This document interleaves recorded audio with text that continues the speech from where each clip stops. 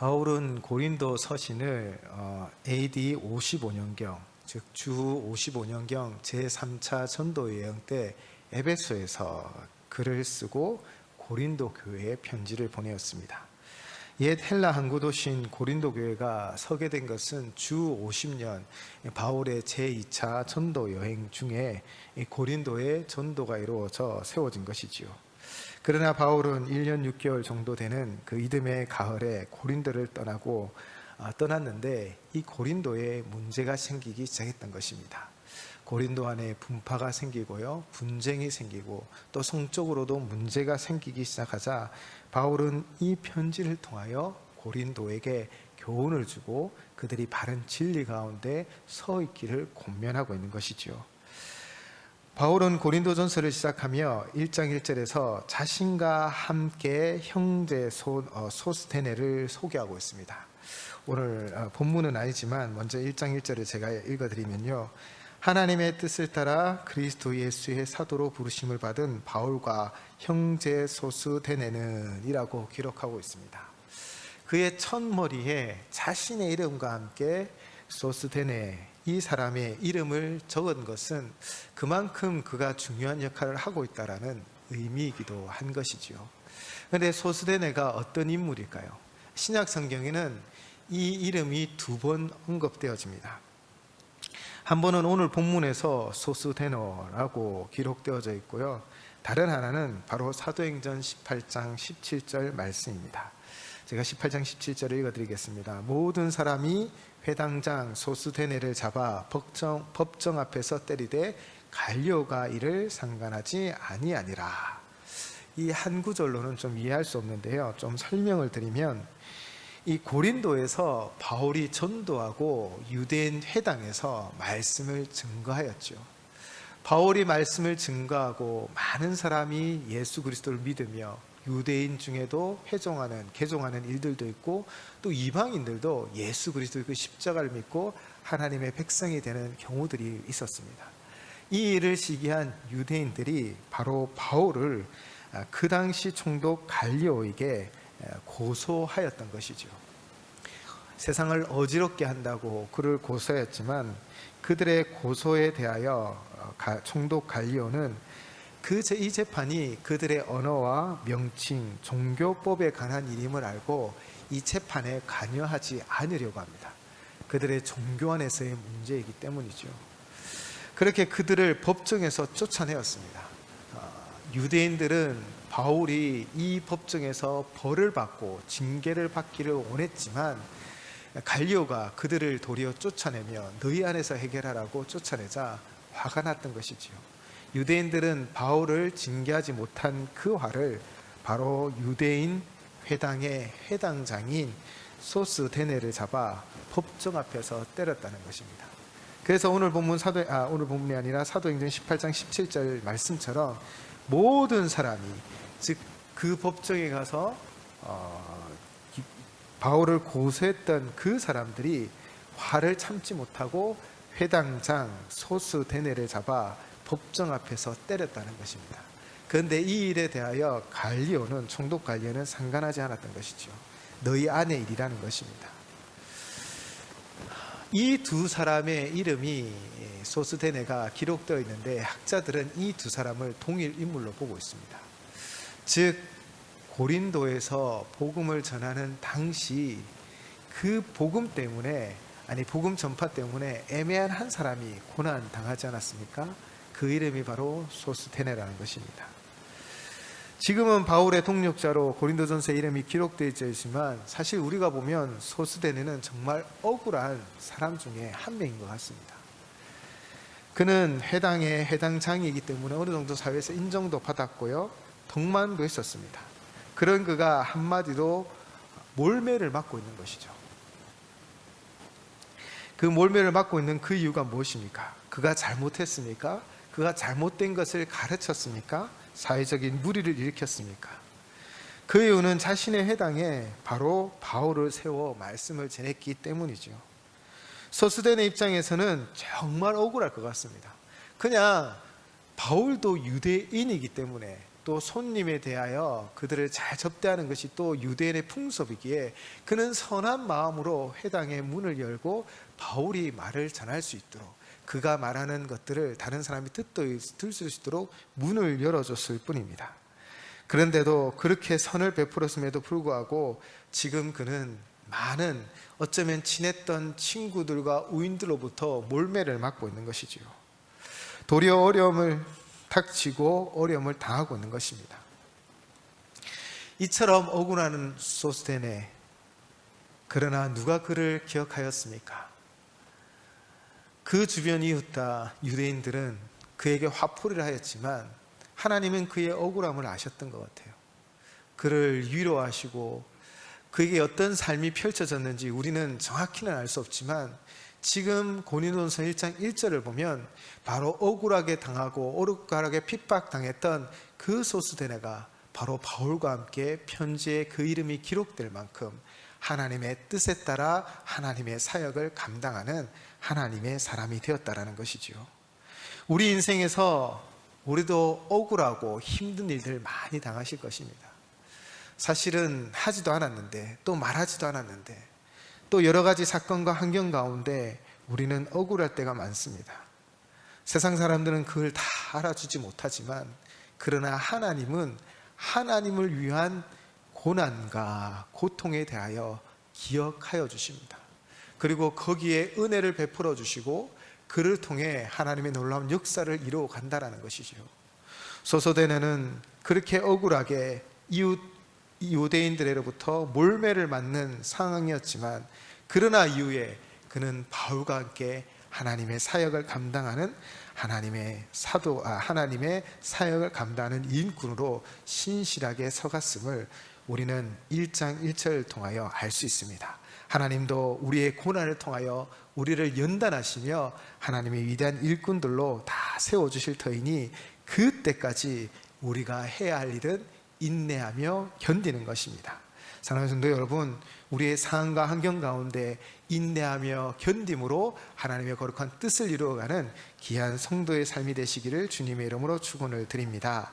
오늘 본문 1절에서 2절 말씀입니다. 형제들아, 내가 너에게 나아가 하나님의 증거를 전할 때에 말과 지혜의 아름다운 것으로 아니하였나니 내가 너희 중에서 예수 그리스도와 그가 십자가에 못 박히신 것 외에는 아무것도 알지 아니하기로 작정하였음이라. 아멘. 그 당시에는 웅변가들이 있었다고 합니다. 지역을 돌며 뭔가 진리인 것처럼 그를 가르치고 거기로부터 수익을 얻는 자들이 있었지요. 그런 웅변가들은요, 어떤 도시를 방문하면 그 도시의 화려함을 찬양하고 또 그 도시의 시민들을 높여주면서 그들의 비유를 맞춥니다. 그리고는 그 자신의 업적과 자신의 지혜가 이렇다라고 자기 자랑을 합니다. 그래서 그 지역의 명성을 얻고 그 지역의 이름이 알려져서 또 재정적인 이익을 얻으려고 하는 것이지요. 그러나 오늘 본문 바울은 무엇을 하고 있습니까?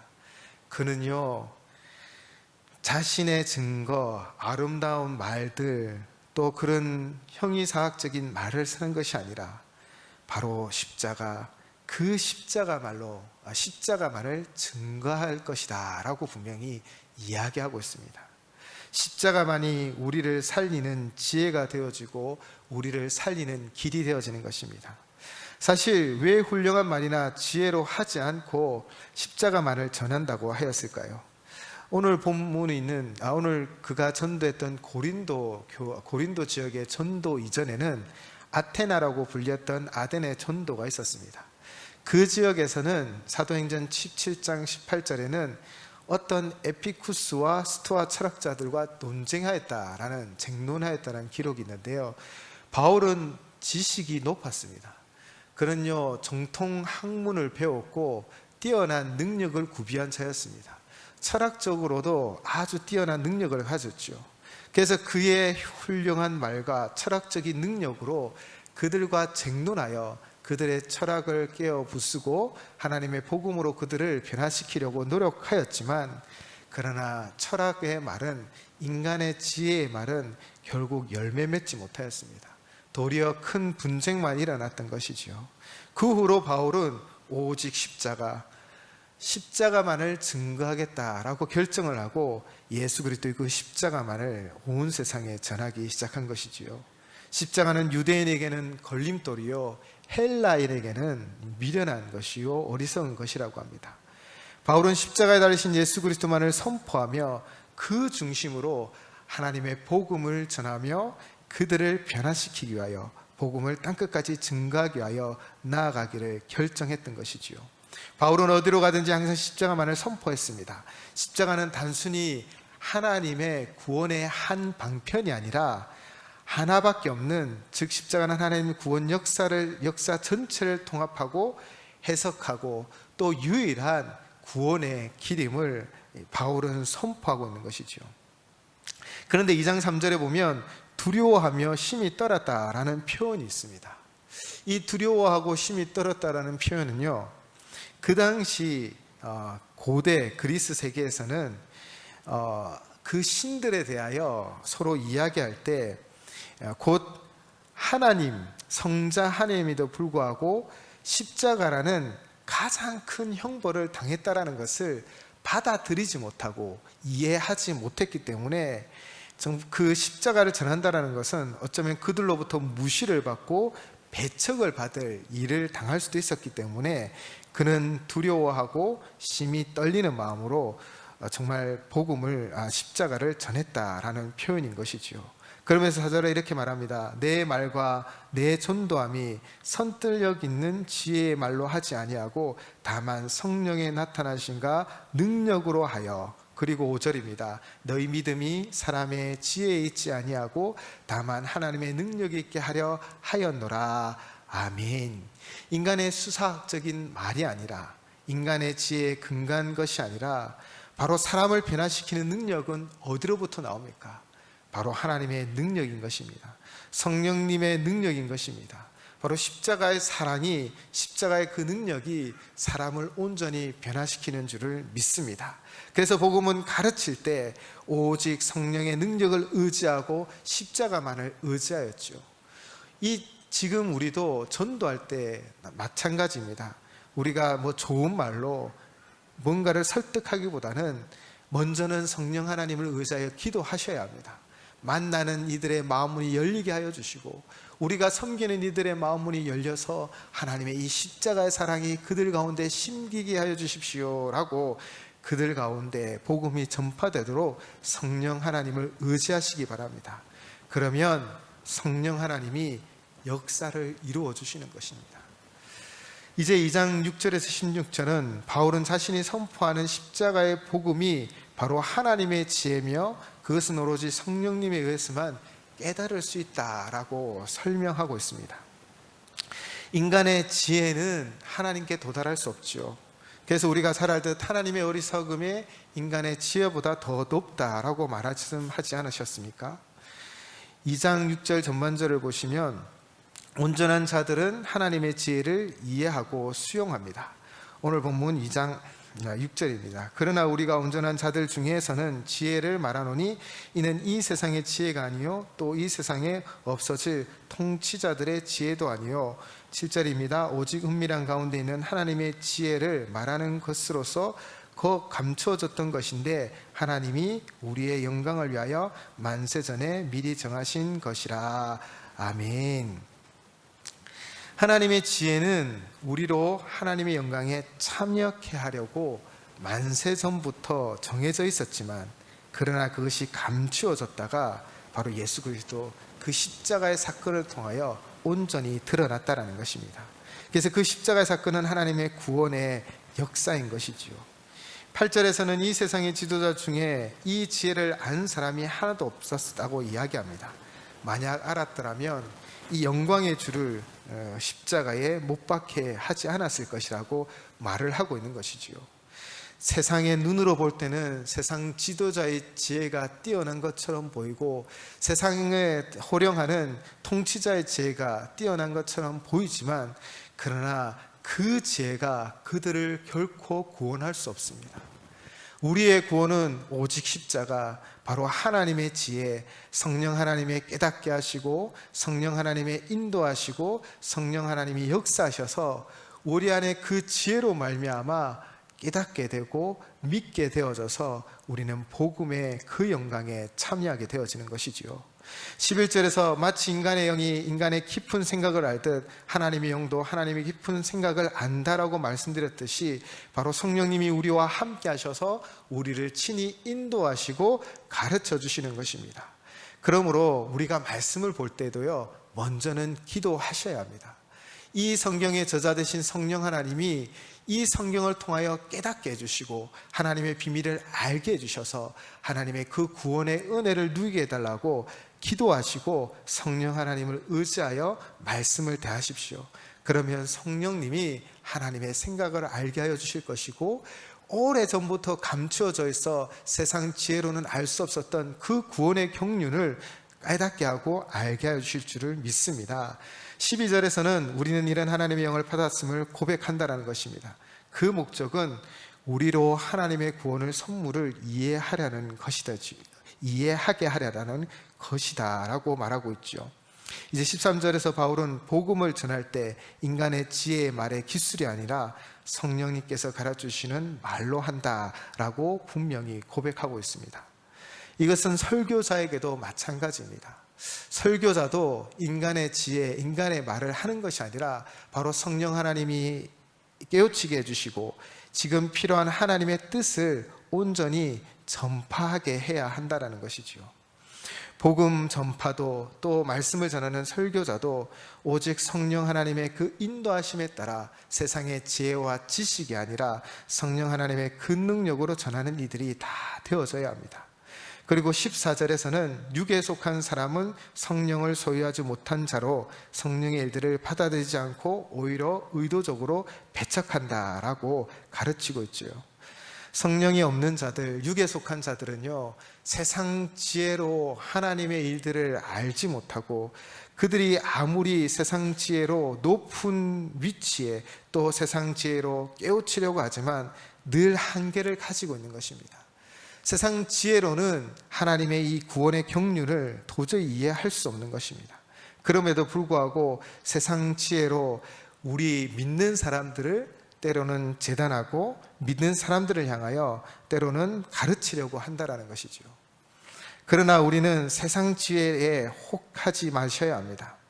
육신에 속한 자들은 육신의 것으로 말미암아 우리를 유혹하고 하나님으로부터 하나님이 아닌 것으로 나아가게 하려 하지만, 그러나 우리는 성령의 충만함으로 성령님의 인도함 가운데 하나님의 말씀 가운데 바로 쓰고 하나님의 뜻 가운데 행하는 하나님의 백성들이 다 되셔야 합니다. 그러나 신령한 자는 성령을 소유한 자로 하나님의 구원의 행위에 관하여 모든 것을 분별한다라고 분명히 말씀하고 있지 않습니까? 바로 성령 하나님의 그 충만함은 하나님의 경륜을 이해하게끔 하시고 하나님의 뜻을 이룰 수 있는 또한 힘을 주심을 믿습니다. 그러므로 우리가 늘 성령 충만함을 구하는 삶이 되셨으면 좋겠습니다. 바울도 오직 십자가의 도 그리고 성령의 능력으로 모든 것을 행했던 것처럼 우리 또한 오직 십자가의 도, 십자가만이 우리의 구원임을 고백하며 십자가 외에는 다른 구원의 방편이 없음을 선포하며 오직 십자가만을 의지하시기 바랍니다. 그리고 성령 하나님이 우리의 마음 가운데, 우리의 삶 가운데, 우리의 모든 행위 가운데 친히 인도자가 되어주시고 능력자가 되어주시기를 늘 기도하며 나아가십시오. 독수리가 어떻게 더 높이 더 멀리 날아갈까요? 그 날개를 펴고 바람을 맞아야 합니다. 우리도 우리의 날개를 펴고 성령의 바람을 받아 더 높이 더 멀리 날아가 하나님의 영광을 드러내고 온 세상 온 만명 땅끝까지 주의 복음을 전파하는 그리스도의 사명을 잘 감당하시는 우리 모든 성도들 되시기를 주님의 이름으로 축원을 드립니다. 함께 기도하시겠습니다. 사랑의 하나님 아버지, 세상 지혜로는 다 이해할 수 없습니다. 그러나 아직도 우리는 우리가 이전에 가졌던 세상 지혜로 하나님의 말씀을 대하고 또 교회를 바라보고 있는 것은 아닙니까? 우리의 세상 지혜를 내려놓게 하시고 오직 십자가의 도만을 증거하게 하시고 십자가만 바라보게 하여 주시옵소서. 또한 성령 충만함을 구하기를 원합니다. 성령 하나님, 우리 가운데 충만하시사 하나님의 그 뜻을 깨달아 알게 하시고 하나님의 그 말씀에 순종하며 나아가게 하시고 하나님의 영광을 드러내도록 성령님 그 능력을 드러내는 성도의 삶이 되게 하여 주시옵소서. 그래서 오직 우리의 삶을 통해 하나님 영광 돌려드리고 땅끝까지 주의 복음이 증거되어지고 하나님 앞에 칭찬받는 우리 모든 성도님들의 삶이 되어줄 수 있도록 진히 인도하여 주시옵소서. 예수님 이름으로 기도드립니다. 아멘.